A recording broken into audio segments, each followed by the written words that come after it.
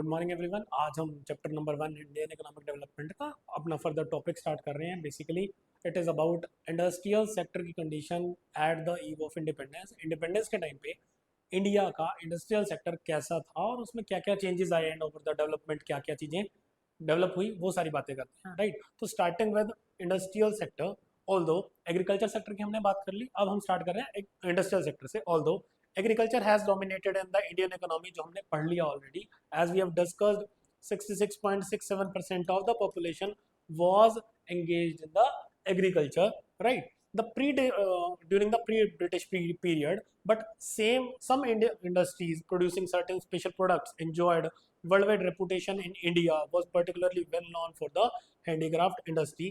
Same बात हमने करी थी कि before even the Britishers came to the India, even though हम थोड़ा बहुत इंडस्ट्रियल सेक्टर में भी थे, where we have put our handicraft industry, जिसमें हमने बात करी थी मलमल की बात करी थी, जिसमें हमने और मसलिन की बात करी थी। Finest level of muslin is called as malmal. मलमल के कपड़े की बात करी थी, जिसको हम क्या करते थे, एक्सपोर्ट करते थे। तो एक्चुअल में ब्रिटिशर्स के आने से उसके ऊपर, उन इंडस्ट्रीज के ऊपर क्या इफेक्ट पड़ा, वो आज हम देखते हैं।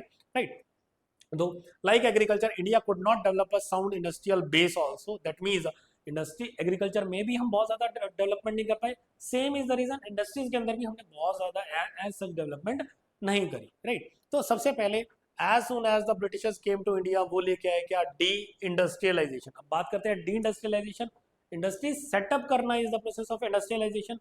सेटअप हुई हुई इंडस्ट्री को खत्म कर देना is the process of deindustrialisation. मतलब डी मतलब कम कम कर देना, उसको इंडस्ट्री को खत्म कर देना।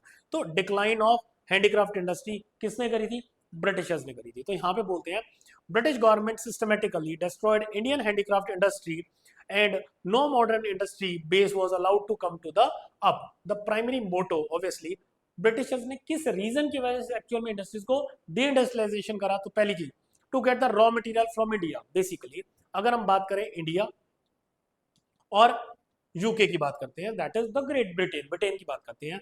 इंडिया पहले क्या करता था, रॉ मटेरियल को प्रोड्यूस करता था। इंडिया के पास ही इंडस्ट्रीज थी, तो उसको वो फिनिश गुड्स में प्रोड्यूस करता था और उसको वर्ल्ड वाइड क्या करता था, सेल करता था। पहला मेन रीजन क्या था, इंडिया से हम क्या करेंगे, रॉ मटेरियल इंपोर्ट करेंगे। दैट मीन्स हमारा जो रॉ मटेरियल है, दैट इज सिल्क, वो यहां से बनके कहां पे चला जाएगा, यूके में चला जाएगा। तो दैट मीन्स पहला, to get the raw material from India at cheap rate to be used for upcoming modern industries in Britain. अब उससे होगा क्या, ब्रिटेन अपनी कंट्री के अंदर इंडस्ट्री सेटअप करेगा, जो एक्चुअल में जो काम इंडिया में होता था वो काम ब्रिटेन में कर सके, जिससे डेवलपमेंट ऑफ ब्रिटेन ज्यादा होगी in comparison of India. Second, to sell the finished product. अब ऑब्वियस ही बात है, जब रॉ मटेरियल यूके लेके चला गया फ्रॉम इंडिया, उस रॉ मटेरियल से क्या करेंगे, फिनिश गुड्स बनाएंगे, जो इंडस्ट्री सेटअप है हमारे यहाँ पे यूके में। और वो जो रॉ मटेरियल है वो हम क्या करेंगे, वापस सेल कर देंगे किसको, इंडिया को। तो that means to sell the finish product of British countries to the Indian market at higher prices. तो एक्चुअल में इसका क्या हो गया, टू फोल्ड प्रोसेस हो गया। दैट मीन्स दोनों तरफ से फायदा हो गया। एक, रॉ मटेरियल का इंपोर्ट इजी हो गया।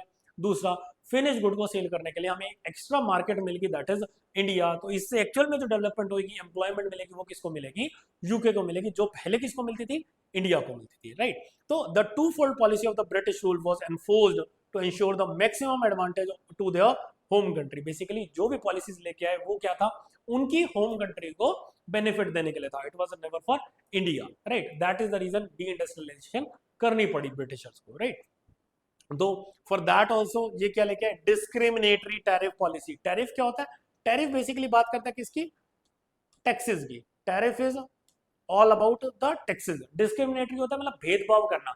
हमने क्या करा, टैक्सेस के अंदर भी ब्रिटिशर्स ने क्या किया, इंडिया के अंदर टैक्सेस में भी चेंजेस लेके आए, कुछ अल्टरेशन करी, जिसकी वजह से एक्चुअल में क्या हो, बेनिफिट किसके पास जाएगा, ब्रिटिशर्स के पास। पहला पॉइंट क्या बोलते हैं, there was duty free export of raw material. That means जो भी रॉ मटेरियल हमारा इंडिया से कहां पे जा रहा है, यूके में जा रहा है, उसको ड्यूटी फ्री कर दिया। बेसिकली ये आपके लिए क्या हो गया, एक्सपोर्ट हो गया, और यूके के लिए क्या हो गया, इंपोर्ट। तो वो कर दिया हमने ड्यूटी फ्री, बेसिकली उसके ऊपर कोई भी टैक्स नहीं लगेगा। रीजन भी क्योंकि सस्ते रेट के ऊपर रॉ मटेरियल जाएगा किसके पास, यूके के पास। Second, there was a duty free import of final good. अब ऑब्वियस ही बात है, जो फाइनल गुड बन के तैयार हो गया यूके के अंदर, वो इंडिया के अंदर जब इंपोर्ट होएगा ना, उसको भी उन्होंने क्या कर दिया, ड्यूटी फ्री कर दिया, ताकि वो गुड क्या रहे, चीपर रहे। अब चीपर रहेगा तो ऑब्वियस ही बात है, लोग ज्यादा परचेज करेंगे, ज्यादा परचेज करने से क्या होगा, उनकी इंडस्ट्री ज्यादा एक्सपैंड करेंगे और उनका प्रॉफिटेबिलिटी बढ़ेगा। तो that is the reason duty free क्या कर दिया, import of final good from British industry to India. जो वापस सामान आ रहा है बन के मैन्युफैक्चर्ड गुड, उसके ऊपर भी हमने क्या कर दिया, उसको ड्यूटी फ्री कर दिया, ताकि हमारा जो सामान है वो वापस आएगा, तो उससे हमारी सेल बढ़ेगी और वो भी सस्ता रहेगा, तो इंडिया वाले ज्यादा परचेज करेंगे, right. But heavy duty was imposed on the export of handicraft. अगर मान लो इंडिया में स्टिल कोई इंडस्ट्री रह गई है जो एक्चुअल में मैन्युफैक्चर्ड गुड्स बना के बेच रही है, एक्सपोर्ट कर रही है, उसके ऊपर हैवी टैक्सेस चार्ज कर दिए किसने, ब्रिटिशर्स ने। ये था सारा हमारा बात टैक्सेस की। तो इससे एक्चुअल में क्या हुआ और इम्पैक्ट पड़ा, दैट मीन्स इवन दो कोई अगर चाहता है इंडस्ट्रीज को सेटअप करना और सामान को एक्सपोर्ट करना, वो भी नहीं कर सकता due to the heavy taxes on export of the handicraft. That is the reason हमारी जो इंडस्ट्रीज थी उनके ऊपर सेटबैक लगा from the same. Second point की अगर हम बात करें, adverse effect of decline of handicraft industry. But of ऐसी बात है, हमारी जो हैंडीक्राफ्ट इंडस्ट्री है वो क्या होगी, कम होगी, खत्म होगी। अब उससे इंडिया के ऊपर क्या इफेक्ट पड़ा वो पढ़ते हैं एक बार के लिए। पहला, high level of unemployment. But of ऐसी बात है, पहले जो लोग लगे हुए थे कहाँ पे, इन इंडस्ट्रीज के अंदर एम्प्लॉयमेंट पे, वो सारे के सारे क्या हो गए, अनएम्प्लॉयड हो गए। रीजन मीन जो इंडस्ट्रीज हमारी ऑलरेडी सेटअप थी वो तो खत्म होगी। अब इंडस्ट्रीज के खत्म होने से एक्चुअल में क्या हुआ, जो लोग वहां पे काम कर रहे थे वो क्या हो गए, जॉबलेस हो गए। Now they have to look for other jobs. तो यहाँ पे क्या बोल रहे हैं, decline of Indian handicraft industry resulted in the unemployment at a mass scale. जब सारी इंडस्ट्रीज आपने बंद कर दी है तो ऑब्वियसली उसकी वजह से क्या होगा, सारे लोग एक ही टाइम पे क्या हो गए, अनएम्प्लॉयड हो गए। The displaced artisans were found to take up the agriculture to live their livelihood। जो लोगों ने यहाँ से जॉब छोड़ी, उनके पास कोई अपॉर्चुनिटी नहीं थी और कोई इंडस्ट्रीज ऐसे थी नहीं उस टाइम पे, तो उन्होंने एक्चुअल में एग्रीकल्चर वापस स्टार्ट कर दिया, राइट। सेकंड पॉइंट की बात करें, import of finish good. But obviously बात है, कोई टाइम था जहां पे इंडिया क्या करता था, एक्सपोर्ट करता था फिनिश गुड को। अब इंडिया को वही finish good same, that is मलमल एंड मसलिन, वो क्या करना पड़ा, इंपोर्ट करना पड़ा फ्रॉम द यूके, राइट। तो हमें क्या करना पड़ा, सेकंड इंपोर्ट करना पड़ा फिनिश गुड को। क्या बोलते हैं, the Indian made good could not withstand with the foreign competition of the machine made cheap good। But obviously बात है, यूके के अंदर टेक्नोलॉजी थी, इंडिया के पास टेक्नोलॉजी नहीं थी उस टाइम पे, तो दैट इज वाई हम उसको compete ही नहीं कर सकते थे। एक हम हैंडीक्राफ्ट का इंडस्ट्री बना रहे हैं जहाँ पे हाथों से काम हो रहा है, एक machine made, you can never match the differences among them. Obviously वो स्पीडी था और चीप था in comparison to the handicraft industry जो इंडिया के अंदर बनता था, तो आप मैच ही नहीं कर सकते, जिसकी वजह से आपकी इंडस्ट्रीज कंप्लीटली डिस्ट्रॉय होगी। It resulted in the new demand for the Indian consumer market, which was not fulfilled through the locally made goods. Rather, this demand was profitable met by increasing import of manufactured goods from the Britain। अब जितनी भी हमारे पास actual में demand थी, but obviously बात है, जब हमें इंडिया के अंदर बना हुआ सामान महंगा मिल रहा है और बाहर से जब हम सामान इंपोर्ट कर रहे हैं, same is the thing happening with the Chinese goods only. अगर हम कोई भी गुड इंडिया के अंदर बना हुआ मिल लेते हैं, that is made in India, उसके लिए हमें क्या होता है, प्रीमियम पे करना पड़ता है।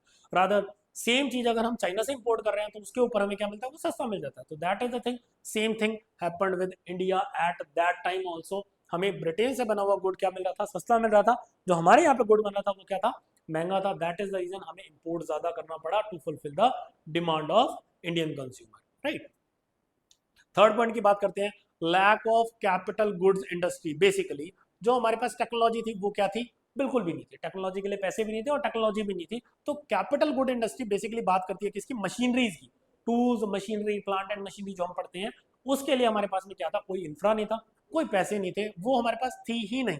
कैपिटल गुड इंडस्ट्री रेफर करती है वो इंडस्ट्री जो मशीन्स बनाने का काम करती है, which in turn use for production and other current consumption. Basically अगर कोई भी हम बात करते हैं जेसीबी बनाना या कोई भी चीज बनाने के लिए, इनकी प्रोडक्शन उस टाइम पे गवर्नमेंट यहाँ पर इंडिया के अंदर नहीं थी।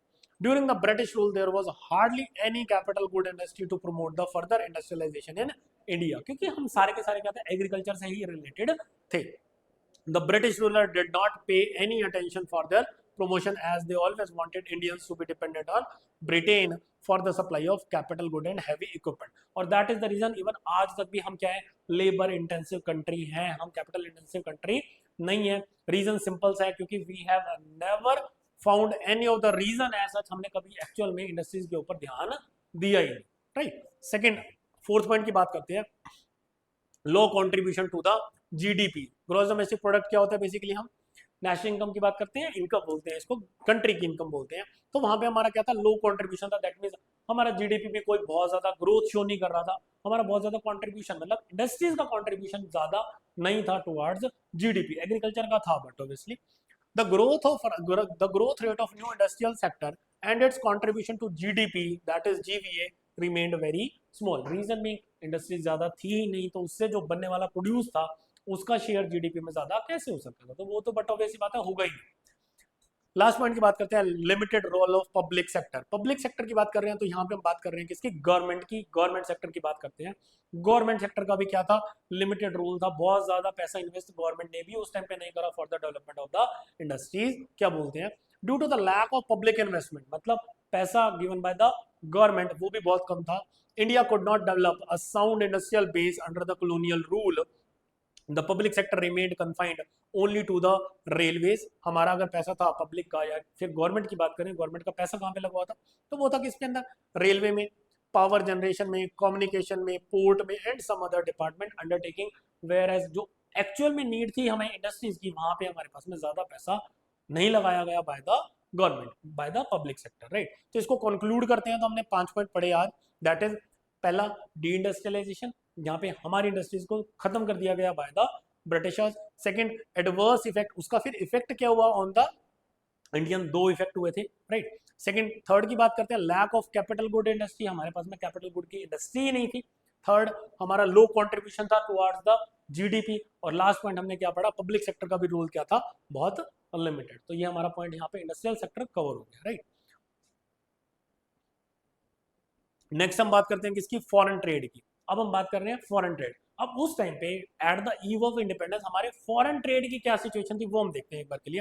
Foreign trade that means basically import और एक्सपोर्ट की बात करेंगे हम। इंपोर्ट कितना था, किन कंट्रीज से इंपोर्ट करते थे, अगर हमने एक्सपोर्ट भी करना होता था किन कंट्रीज को हम पहले करते थे, किन कंट्रीज को हमने बाद में करना स्टार्ट किया। तो बेसिकली उन बातों की बात कर रहे हैं। तो हमारा स्टार्ट होता है foreign trade. India has been important trading nation since ancient times, however the restrictive trade policy adopted by the colonial government adversely affected the structure of the composition and volume of the India's foreign trade. But obviously बात है, foreign trade करने के लिए हमें चाहिए होती है foreign trade policy.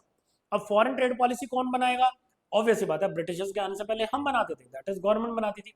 Britishers के आने के बाद हमारी जो फॉरेन ट्रेड पॉलिसी थी वो किसने फ्रेम करी, ब्रिटिशर्स ने करी। तो उसका एक्चुअल में नेगेटिव इंपैक्ट पड़ा किसके ऊपर, इंडिया के ऊपर। दैट मीन्स फॉरेन ट्रेड भी हमारा रेस्ट्रिक्टेड था वाया ब्रिटिश रूल, राइट। तो सबसे पहले हम बात करते हैं exporter of primary product and importer of finished goods. क्या बोल रहे हैं, the state of Indian foreign trade during the British rule is discussed as under. First point बोलते हैं exporter of primary product. Primary होते हैं क्या, मेन प्रोडक्ट आप क्या करेंगे, एक्सपोर्ट करेंगे। बेसिकली पता क्या बात कर रहे हैं, ये बोल रहे हैं जो रॉ मटेरियल है जो आपने एक्चुअल में प्रोड्यूस कर लिया, हमने उसको क्या करना स्टार्ट किया, एक्सपोर्ट करना स्टार्ट किया। सेम डी इंडस्ट्रियलाइजेशन में भी हमने यही करा था।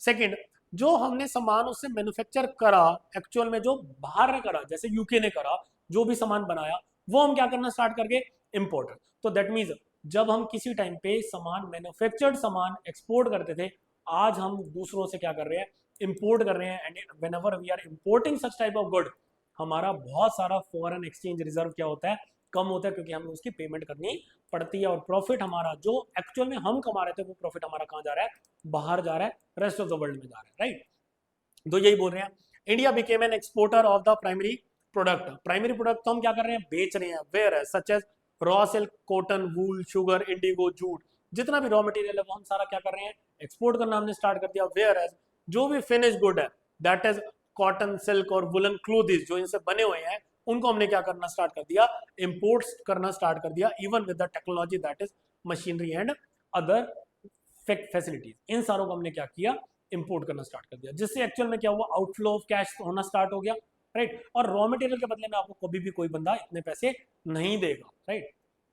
Second, monopoly control of the British rule. That means monopoly होता है सिंगल रूल। दैट मींस हमारा जो फॉरेन ट्रेड पॉलिसी थी वो रूल्ड बाय ब्रिटिशर्स था। दैट मींस एक का राज था किसका, ब्रिटिशर्स का, हमारी पॉलिसी के ऊपर। तो दैट इज मोनोपोली कंट्रोल था किसका, ब्रिटिशर्स का। ब्रिटिशर्स ने क्या किया, ब्रिटिशर्स ने more than half of India foreign trade restrict कर दिया ब्रिटेन में। दैट मींस अगर इंडिया को ट्रेड करना है तो 50% ट्रेड आपका किसके साथ होना चाहिए, ब्रिटेन के साथ। बाकी 50% के लिए आपको ऑप्शंस दिए थे, that is while rest was allowed to with a country like China, Ceylon जिसको श्रीलंका बोलते हैं, पर्शिया जिसको भी क्या बोलते हैं, ईरान बोलते हैं।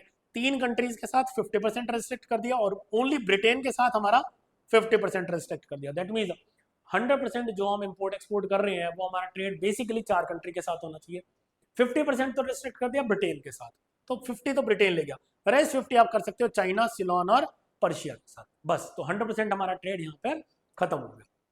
The opening of Swiss canal, but obviously बात है इतना पैसा इंडिया में था उस टाइम पे कि इंडिया ब्रिटेन को, ब्रिटिशर्स को एक्चुअल में मैन मेड स्विस कैनाल बनानी पड़ी, क्योंकि इतना पैसा और इतने रिसोर्सेज हमारे इंडिया से उनको डायरेक्टली यूके में लेके जाने थे।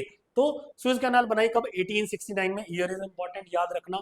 Served as the direct route for the ships operating between India and Britain. Basically Britishers ने एक रास्ता बना दिया जिसको बोला गया Swiss canal, just to carry out all of the raw material और फिनिश गुड को वापस इंडिया में भेजने के लिए एक मैनमेड रास्ता बना दिया गया, right.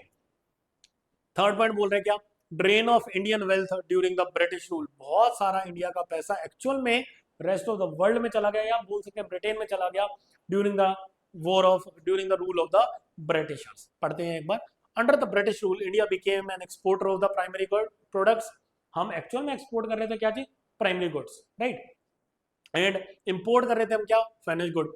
There was a huge surplus due to which excess of the import. लेकिन उसके बाद जब हम रॉ मटेरियल को एक्सपोर्ट कर रहे थे ना, तब भी हमारे पास में बहुत ज्यादा पैसा आ गया था। लेकिन वो पैसा एक्चुअल में किसके पास आ रहा था? ब्रिटिशर्स के पास, क्योंकि रूल तो वही कर रहे थे, monopoly rule was for the Britishers. लेकिन ब्रिटिशर्स ने उस पैसे का क्या किया वो देखते हैं आगे। ब्रिटिशर्स ने उन पैसों को यूज किया to make the payment for the expenses incurred by the office setup by the colonial government in the Britain. Basically वो पैसा यूज हुआ कहाँ पे? ब्रिटेन में यूज हुआ, जो हमारा सरप्लस पैसा आया था। सेकेंड, और पैसा यूज हुआ वो खर्चों के लिए जो वॉर में ब्रिटिश गवर्नमेंट को एक्चुअल में पे करना पड़ा। दैट मीन्स उसमें भी इंडिया का कोई बेनिफिट नहीं हुआ। थर्ड, इंपोर्ट करें इनविजिबल आइटम। अब अगर बात करें इनविजिबल आइटम की, तो ये क्या होती है? हमारी सर्विसेज। कोई भी अगर सर्विसेज ब्रिटिश गवर्नमेंट को चाहिए थी उस टाइम पे, कोई एडवाइस चाहिए, कोई फाइनेंशियल एडवाइस चाहिए, उसके लिए जो पैसा पे करना है ना, वो भी कौन करेगा? इंडिया पे करेगा। कैसे पे करेगा? जो पैसा हमें सरप्लस से आ रहा है, जो हम रॉ मटेरियल को क्या कर रहे हैं? एक्सपोर्ट कर रहे हैं। बेसिकली जो भी हमारा वो भी प्रॉफिट था ना एक्सपोर्ट ऑफ रॉ मटेरियल का, वो भी इंडियन गवर्नमेंट के पास नहीं रहा, इंडियंस के पास नहीं रहा, वो भी यूज हो गया किसके पास? द्वारा ब्रिटिशर्स के पास, राइट। आगे हम थोड़ी सी बात करते हैं सुएज कैनाल की, राइट। सुएज कैनाल ऑब्वियसली एक पाथवे बनाया कहाँ पे? वाटरवे के अंदर। किस लिए? ब्रिटिशर्स ने बनाया ताकि वो एक्चुअल में क्या कर सके? सामान लेके जा सके फ्रॉम द इंडिया। एक बार देखते हैं मैप के अंदर। ये हमारा इंडिया हो गया, ये इंडिया का पोर्ट हो गया, गुजरात पोर्ट बेसिकली। अगर हम विदाउट सुएज कैनाल इस सामान को लेके जा रहे हैं तो हमें आफ्टर अफ्रीका ऐसे करके जाना पड़ता था टू द लंदन या फिर यूके, राइट। तो एक्चुअल में जो डिस्टेंस बनता था वो बनता था 12,300 माइल्स का। तो एक्चुअल में इतना रूट हमें तय करना पड़ता था जब हमें सामान लेके आना है, ये सामान वापस आ रहा है, बेसिकली इंपोर्ट और एक्सपोर्ट के लिए ब्रिटिशर्स को। तो ब्रिटिशर्स ने सोचा क्यों ना खुद से एक सुएज कैनाल एक रूट बना लेती हैं जिससे ये सामान लेके जाना इजी हो जाए। तो दैट इज बेसिकली इन्होंने यहाँ पर सुएज कैनाल बनाया, that is the man made route. Basically सामान यहाँ से आएगा, इतना तो ओशन का पार्ट था ही हमारे पास, बट ये मैन मेड अप्रोक्सीमेटली 34 किलोमीटर के अराउंड है अप्रोक्सीमेटली। इतना हमने मैन मेड खुदाई करके सामान बना दिया ताकि ये सामान लेके जाना इजी हो जाए कहाँ पे? लंदन के अंदर, यूरोप के वे से, राइट। तो ये डिस्टेंस हमें पड़ गया कितना? 7,200, मोटा मोटा 5,100 माइल्स का डिस्टेंस बच गया एक रूट के अंदर via making the Suez canal. तो ये वेरी इंपॉर्टेंट है, ध्यान रखना। इन 1869 सुएज कैनाल को बना दिया गया, ओपन कर दिया गया, greatly reducing the distance between the Britain and India by 5,100 miles as ships are no longer to travel the southern Africa। तो इससे क्या हुआ? हमारा ये वाला रास्ता बंद हो गया and we have found another route. Britain को एक्चुअल में दूसरा रास्ता मिल गया to carry out the operations, जो उनके लिए बहुत इजी हो गया एंड इकोनॉमिकल भी हो गया, राइट। तो ये चीजें याद रखना थोड़ी सी।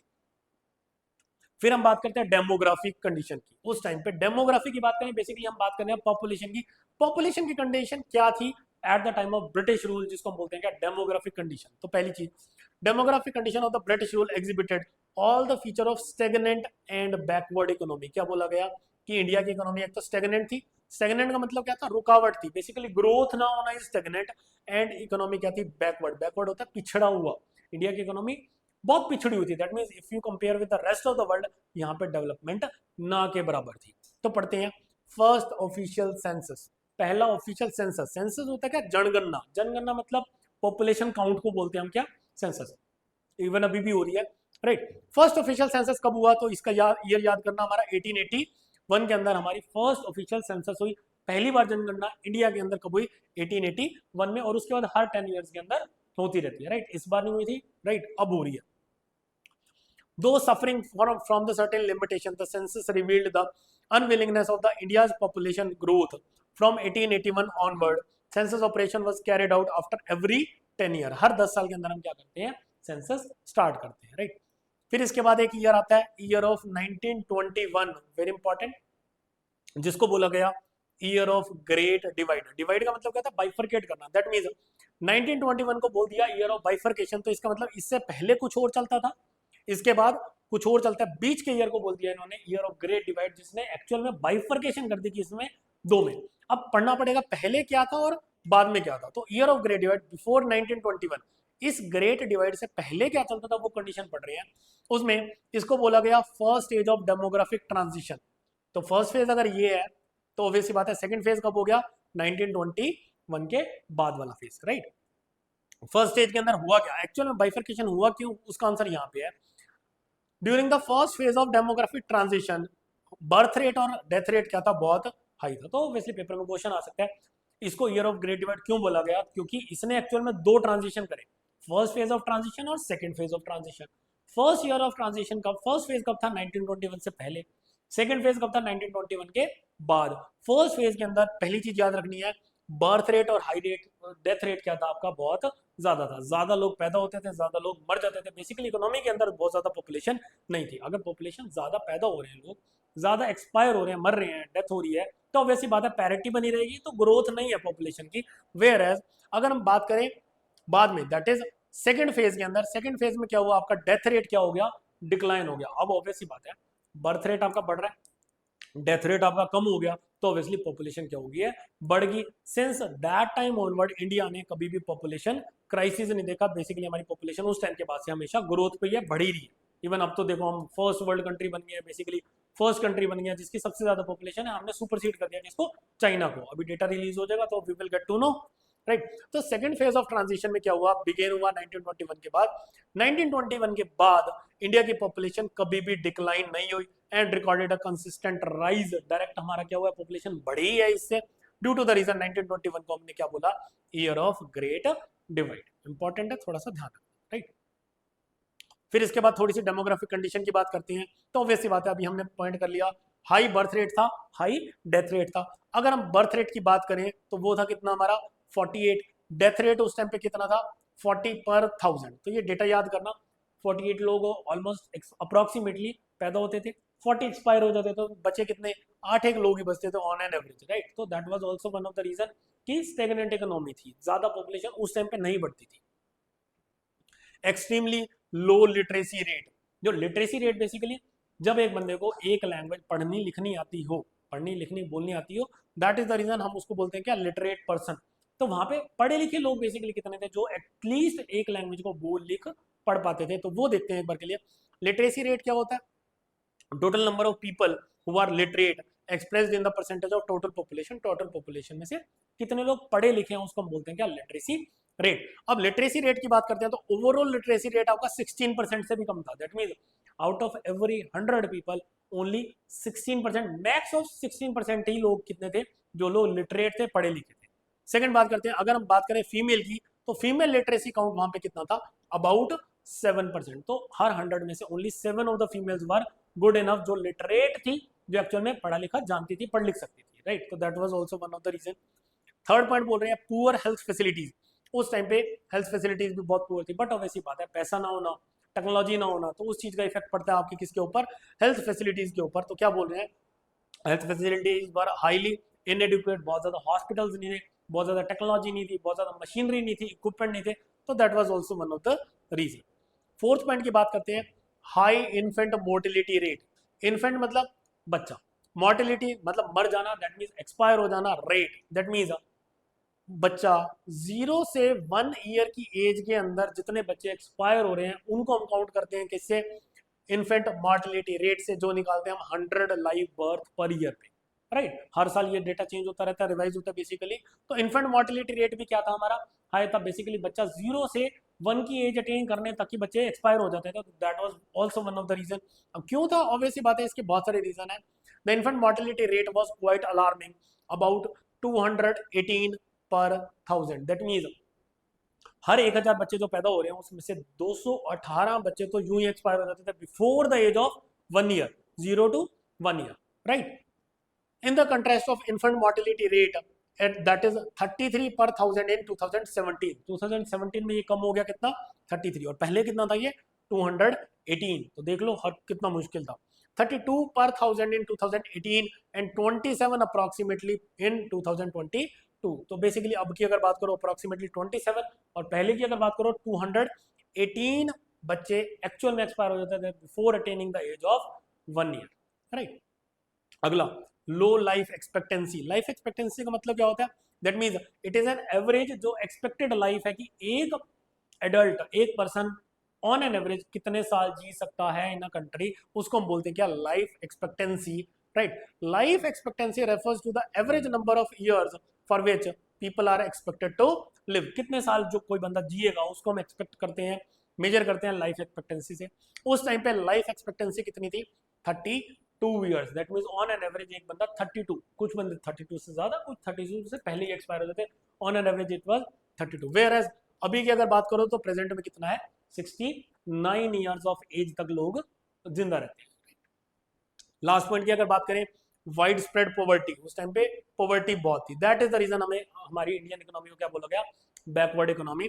तो पॉवर्टी बहुत ज्यादा थी। There was no reliable data about the extension of poverty, because कभी मेजर करा ही नहीं, कभी इतना काउंट करा ही नहीं एक्चुअल में पॉवर्टी, क्योंकि ब्रिटिशर्स वाज इन्वॉल्व कि वो अपना ब्रिटेन का देखेंगे, why would they count for India, तो वो इंडिया के लिए कोई पॉलिसी नहीं लेके आएंगे, इंडिया के लिए उनको क्यों करना था, और दैट इज द रीजन हमारा जो ऑफिशियल सेंसस है वो इतना लेट हुआ, right. About the extent of poverty, but there is no doubt that extensive poverty prevailed in the India during the colonial period. The overall standard of living was very low and there was widespread poverty in the country। तो इसके अंदर हमने अभी बात करी क्या, high birth rate और death rate था, right, high infant mortality rate था, एक्सट्रीमली लो लिटरेसी रेट था, लो लाइफ एक्सपेक्टेंसी थी, पुअर हेल्थ फैसिलिटीज थी और वाइड स्प्रेड पॉवर्टी थी। अगर पेपर में क्वेश्चन आता है डेमोग्राफिक कंडीशन समझाएंगे तो 6 पॉइंट आपको ये समझाने पड़ेंगे along with the data that we are discuss. ये डेटा याद करके जाना, very important for the exam point of view, right. इसके बाद हम बात करते हैं किसकी, ऑक्यूपेशन स्ट्रक्चर की। अगर हम बात करें ऑक्यूपेशन, ऑक्यूपेशन का मतलब क्या होता है, कौन सी ऐसी जॉब है जहां पे लोग क्या है, एंगेज्ड हैं, that is called as occupational structure. उस टाइम पे लोग ज्यादा कहां पे, कौन से सेक्टर के अंदर एंगेज है। अगर हम बात करें, हमारे 3 सेक्टर होते हैं इंडियन इकोनॉमी के, that is primary sector, secondary sector और टर्शरी सेक्टर, जिसको हम सर्विसेज सेक्टर भी बोलते हैं। प्राइमरी सेक्टर की अगर बात करते हैं तो प्राइमरी सेक्टर में सबसे ज्यादा लोग थे। प्राइमरी सेक्टर में एक्टिविटीज कौन सी आती है वो देखते हैं। प्राइमरी सेक्टर का मतलब क्या है, जहां पे हम एक्सप्लॉइट करते हैं नेचुरल रिसोर्सेज को, जैसे land, water, subsoil asset etcetera. इसके अंदर एग्जांपल क्या आ गई, फार्मिंग आ गई, fishery, mining, animal husbandry, forestry, poultry farming, fishery and all of the things. तो ये सारे क्या होते हैं आपके, these activities are engaged into the primary sector. Secondary की बात करते हैं, सेकेंडरी सेक्टर बेसिकली क्या काम करता है, ये कन्वर्जन का काम करता है। कन्वर्जन क्या करता है, रॉ मटेरियल जो प्रोड्यूस होता है प्राइमरी सेक्टर में उसको कन्वर्ट करता है किसमें, फिनिश्ड गुड्स में, राइट। तो इसके अंदर रॉ मटेरियल को हम कन्वर्ट करते हैं फिनिश्ड गुड्स में। एग्जांपल, शुगर बनाना from the sugar cane, right. Milk से कोई भी आप मिठाई बना रहे हैं, कोई भी चीज बना रहे हैं, that is all of this is a part of secondary sector. Basically industries की हम बात करते हैं, they are dependent on primary sector for the raw material, right. Third sector जो क्या होता है, एक्चुअल में लिंक का काम करता है, that is called as tertiary sector, जिसको हम सर्विस सेक्टर भी बोलते हैं। इसके अंदर आपका banking, warehouse, insurance, advertisement, ये सारे पार्ट आ जाते हैं। Education, transport, government administration etcetera, ये क्या करते हैं, सर्विसेज प्रोवाइड करते हैं। प्राइमरी को भी सेकेंडरी को भी। बेसिकली प्राइमरी से कंज्यूमर तक पहुंचने तक के सारे स्टेप्स को एक्चुअल में कौन देखता है, टर्शियरी सेक्टर देखता है। तो ये क्या करता है, लिंक प्रोवाइड करता है between primary and secondary, right. आगे बात करते हैं predominance of primary occupation. Basically primary activities के अंदर हमारा क्या था, प्रीडोमिनेंस था। Majority of the population was involved into the agriculture only. बाद में ये एक्चुअल में वर्कफोर्स कितनी होगी, 70 to 75%। पहले कितनी थी, 66.67%। बाद में ओवरऑल शेयर किसमें, प्राइमरी के अंदर बात कर रहे हैं, फार्मिंग एग्रीकल्चर में एक हो गया। ओवरऑल अगर प्राइमरी की बात करो तो दैट वाज 70 to 75%। बाकी सारे मैन्युफैक्चरिंग और सर्विस सेक्टर में अप्रोक्सीमेटली 10, 15 to 20% पॉपुलेशन थी, एंगेज थी in these activities, right. Regional variation, region wise क्या होता है, बहुत सारा डिफरेंस आ गया बाद में। Another striking aspect of the growing regional variation, states of Tamil Nadu, Andhra Pradesh, Kerala, Karnataka, Maharashtra and West Bengal, इन्होंने डिक्लाइन देखा dependence of workforce on the agriculture. Basically over the period of time ये जो हमारे साउथ की स्टेट्स हैं इन्होंने क्या करा, एग्रीकल्चर को छोड़ दिया, वेयर एज नॉर्थ की स्टेट्स ने इसको अडॉप्ट कर लिया। और दैट इज द रीजन आज के टाइम पे हम बात करते हैं सबसे ज्यादा एग्रीकल्चर प्रोड्यूस कहाँ पे हो रहा है, आपका पंजाब, हरियाणा, यूपी, राजस्थान, इन एरियाज के अंदर, राइट। तो बिकॉज इन्होंने क्या करा, एग्रीकल्चर से अपनी डिपेंडेंस कम कर दिया over the period of time. However during the same time there had been an increase in the share of workforce in the agriculture where Odisha, Rajasthan और पंजाब इन्होंने अपना शेयर क्या कर लिया, इंक्रीज कर दिया, वेयर एज साउथ की कुछ स्टेट्स ने इनका क्या कर दिया, शेयर कम कर दिया from the agriculture and they have moved towards the industrialization, उन्होंने इंडस्ट्रीज ज्यादा सेटअप कर ली, राइट। तो वो शिफ्ट हो गई किसके ऊपर, आपके सेकेंडरी सेक्टर के ऊपर। अब अगर हम इंफ्रा की बात करते हैं, इंफ्रास्ट्रक्चर उस टाइम पे क्या था एंड क्या क्या डेवलपमेंट हुई, क्या क्या रिसेंट चेंजेस हुए, वो भी एक बार देख लेते हैं। Infrastructure refers to all the activities and services and facilities which are needed to provide different kind of services in the economy। अब टर्शरी सेक्टर को एक्चुअल में इंफ्रास्ट्रक्चर की जरूरत है। इंफ्रा वैसे सबको ही चाहिए होता है, प्राइमरी को थोड़ा कम इंफ्रा की जरूरत होती है, सेकेंडरी को थोड़ा इंफ्रा चाहिए होता है, बट सर्विस सेक्टर को सबसे ज्यादा इंफ्रास्ट्रक्चर चाहिए होता है, राइट। तो वो इंफ्रास्ट्रक्चर, अब बेसिकली इसमें रोड्स की बात कर रहे हैं हम, सारी चीजों की बात करेंगे, फ्लाईओवर्स की बात कर लेंगे हम, सेक्टर्स की बात करेंगे, तो ये सारी एक्चुअल में डेवलपमेंट के लिए जरूरी होती है। It included the associated with the means of transport, सबसे पहले तो आ गया ट्रांसपोर्ट, आपका कम्युनिकेशन के लिए जरूरी है, बेसिकली नेटवर्किंग की बात करते हैं, एनर्जी एंड बैंकिंग, जैसे कि बैंक होना, ये सारे इंफ्रास्ट्रक्चर की बात करते हैं। इसकी कंडीशन की बात करेंगे, basically health, education and housing, right. The infrastructure facilities during the British rule were very poor, तो उस टाइम पे भी बहुत ज्यादा डेवलपमेंट नहीं थी, ऑब्वियसली पैसा ही नहीं था। Some effort were made to develop basic infrastructure like road, railway, port, water transport, post, telegraph, कुछ बनाया गया during the Britishers time period, right. वही हम सारा कुछ पढ़ते हैं। सबसे पहले हम बात करें किसकी, रोड्स की। The colonial administration could not accomplish much of the construction of the road due to scarcity of funds। Obviously बात है पैसा नहीं था, तो हमने रोड्स भी उस टाइम पे भी ज्यादा रोड्स नहीं बनी। अब बट ऑब्वियसली बात है रोड्स बनी क्यों, रोड्स बनने का रीजन एक्चुअल में इंडिया की हेल्प करना नहीं था, रादर ब्रिटिशर्स को सामान लेकर जाना था, उनके लिए उन्होंने क्या करा, एक्चुअल में रोड्स का बनाना स्टार्ट किया। तो the roads were built to serve the interest of mobilization of army, army के लिए और रॉ मटेरियल को शिफ्ट करने के लिए। और that is the reason. Roads की अगर बात करो, आज तक भी इंडिया के अंदर रोड्स कंप्लीट नहीं हो पाई हैं, सारी जगह पे रोड्स फैसिलिटी अभी भी नहीं है, राइट। तो रोड्स तो बेचारी कभी पूरी हो ही नहीं पाई। सेकंड हम बात करते हैं किसकी, रेलवे की, इंपॉर्टेंट है थोड़ा सा। सेकंड मेन इंफ्रा के अंदर हमने डेवलपमेंट करी, इंडियन रेलवे इंट्रोड्यूस हुई in the year of 1850, right. पहली ट्रेन, फर्स्ट पैसेंजर ट्रेन जो चली थी वो चली थी कहाँ, बॉम्बे टू थाने। कौन से ईयर में चली थी, 1853 में। 3 साल के बाद कितना डिस्टेंस कवर किया उसने, 34 किलोमीटर। इंपॉर्टेंट है।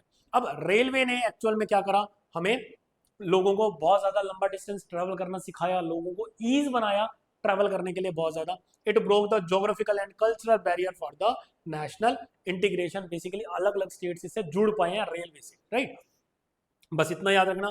पहली रेलवे आई कब, 1850। फर्स्ट ट्रेन चली, पैसेंजर ट्रेन चली 1853 में, 34 kilometre of distance, Bombay to Thane, बस। सेकंड अगर बात करें हम एयर एंड वाटर ट्रांसपोर्ट की, फिर हमारा आया एयर, एयर मतलब planes and all of the things, and water transport हमारा स्टार्ट हुआ। ब्रिटिश गवर्नमेंट ने मेजर लिया डेवलप करने के लिए water and air transport. However their development was far from the satisfactory, लेकिन उसके अंदर बहुत ज्यादा डेवलपमेंट नहीं हुई in comparison of the railway. Railway तो स्ट्रीमलाइन बन गया। आज भी अगर बात करते हैं मुंबई के अंदर, तो मुंबई के अंदर रेलवे ही चलती है, ज्यादातर लोकल ट्रेवल करते हैं, राइट।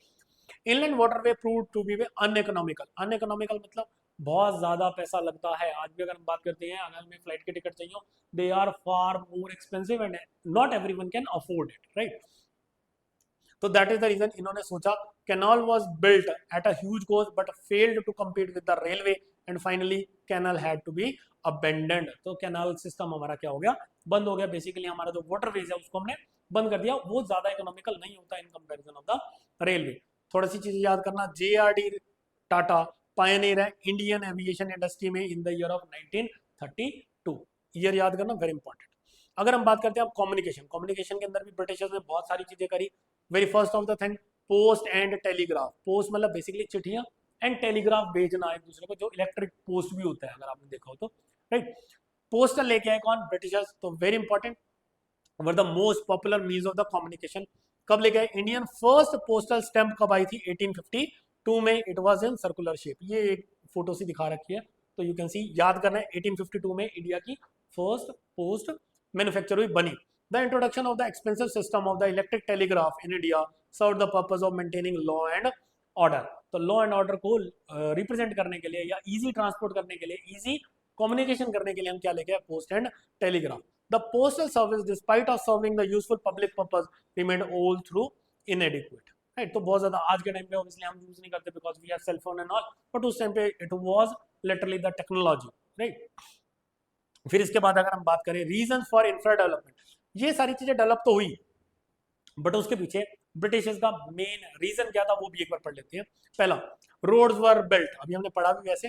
रोड्स किस लिए बनाई? मोबिलाइज करने के लिए, आर्मी के लिए, और सारा सामान लेके जाने के लिए from India to the Great Britain, right. तो that was the only reason कि ब्रिटिशर्स को रोड्स बनानी पड़ी, कहाँ पे? इंडिया में। रेलवे की बात करते हैं, अब रेलवे क्यों बनी? To have effective control and administration over the vast Indian territory. Obviously बात है, ब्रिटिशर्स ने तो सारा इंडिया ही कंट्रोल कर लिया था, तो उन्होंने एक्चुअल में क्या किया? अब इतने इंडिया को अगर कंट्रोल करना है, एडमिनिस्ट्रेट करना है, तो obviously there should be a way out कि हम जल्दी से जल्दी एक जगह से दूसरी जगह चले जाएं। अब वो कैसे पॉसिबल होगा? Via railway. Second point, to earn profit through the foreign trade by linking railway to the major port. But obviously बात है, train not only passenger but obviously cargo को भी तो लेके जाएगी ट्रेन। अब सारा सामान आप क्या कर दो? ट्रेन में लगा दो, ट्रेन पोर्ट तक लिंक कर दी। अब पोर्ट से क्या हो जाएगा? इट विल बी इजी कि सुएज कैनाल के थ्रू हम क्या लेके चले जाएंगे? ब्रिटेन के अंदर सामान ले आएंगे।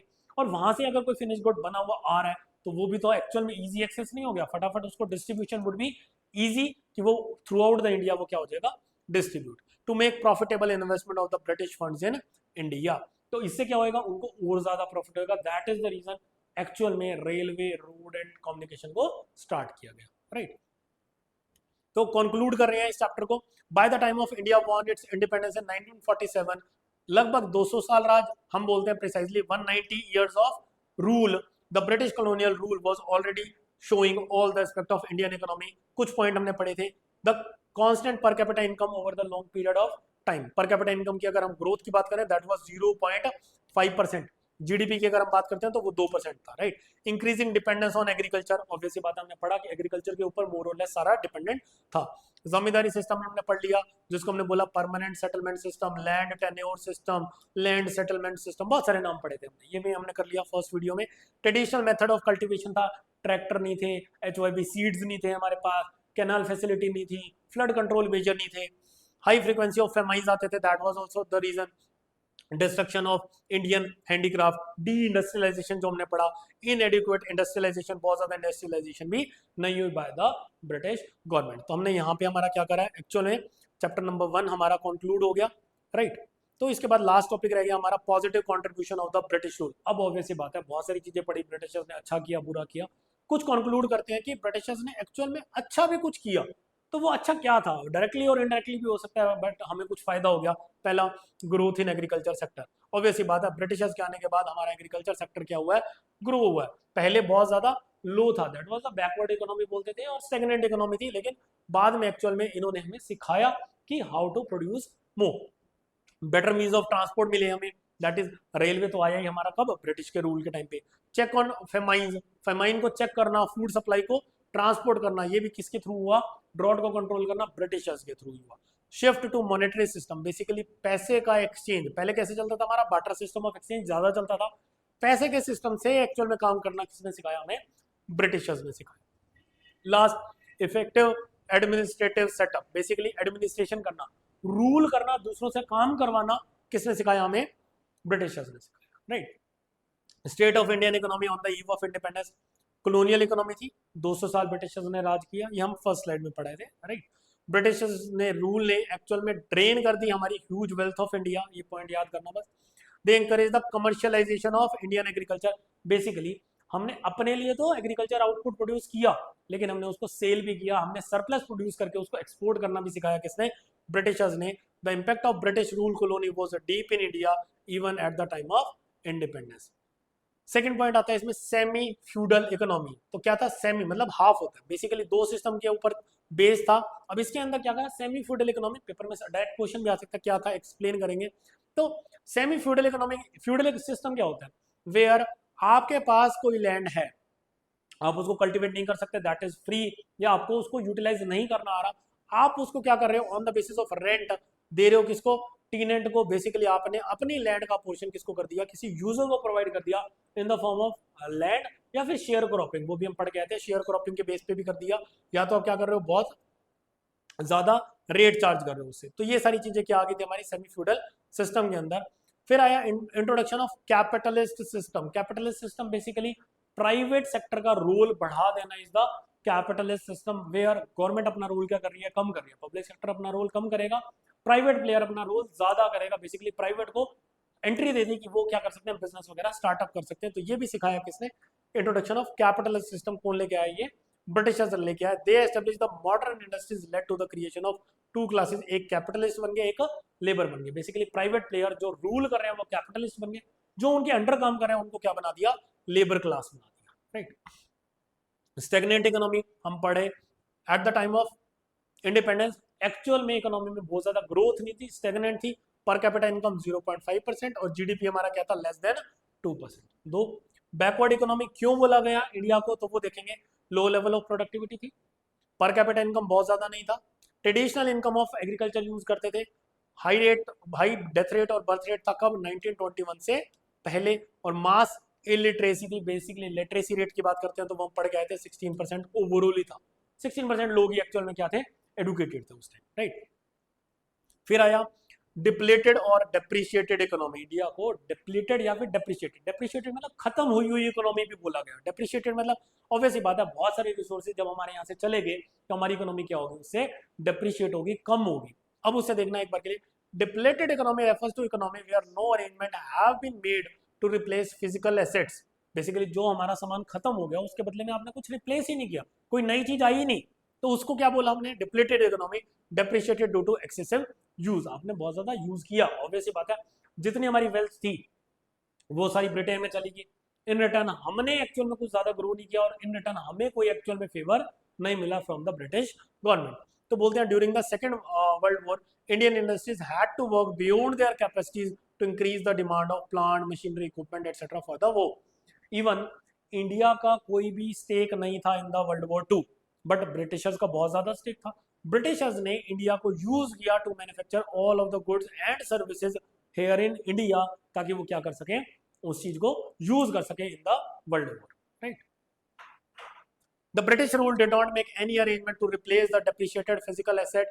British ruler had left with seriously depleted economy and in the end जब इकोनॉमी हमारी बिल्कुल खत्म होगी तो ब्रिटिशर्स चले गए, राइट। फिर आता है एम्प्यूटेटेड इकोनॉमी, एक वर्ड आता है एम्प्यूटेटेड इकोनॉमी। ब्रिटिश पॉलिसी ने एक चीज बताई, क्या, डिवाइड एंड रूल। कभी भी आपको रूल करना हो आप क्या करो, पहले टुकड़े कर दो, सो दैट रूल करना क्या हो जाए, इजी हो जाए on the same part. Basically लड़ाई करवा दो, उसके बाद आप रूल करो। उसकी वजह से एक्चुअल में क्या हुआ, the country was geographically divided into two, India और पाकिस्तान का एक्चुअल में क्या हो गया, बाइफर्केशन हो गया, बेसिकली लड़ाई होगी और बंटवारा हो गया। अब उसकी वजह से एक्चुअल में इकोनॉमी को क्या हुआ, हैम्पर हुआ। इंडिया की इकोनॉमी ही तो थी, इंडिया की इकोनॉमी हैम्पर हुई due to the partition. Partition of the country virtually disrupted the economy due to the problem of rehabilitation of large number of refugees from Pakistan. कुछ लोग India वाले पाकिस्तान गए, पाकिस्तान वाले लोग इंडिया में आए, तो बट ऑब्वियसली बात है उससे एक्चुअल में बहुत ज्यादा केओस हुआ, जिसकी वजह से बहुत ज्यादा लॉस हुआ। इवन ब्लड बाथ भी हुआ था, you know all of the stories for the same. And shortage of raw material, jute, cotton mill, most of the cotton and jute growing areas went to the Pakistan. वो हमने पढ़ा था east Pakistan, waste Pakistan, तो वहां पे भी हमारा बहुत ज्यादा एरिया चला गया। बात करते हैं पंजाब की, बात करें रेस्ट ऑफ द वर्ल्ड की, तो उससे एक्चुअल में बहुत ज्यादा सेटबैक लगा इंडिया को। तो यहाँ पे हमारा चैप्टर नंबर 1 खत्म हो गया। I hope you have like the video, so thank you very much.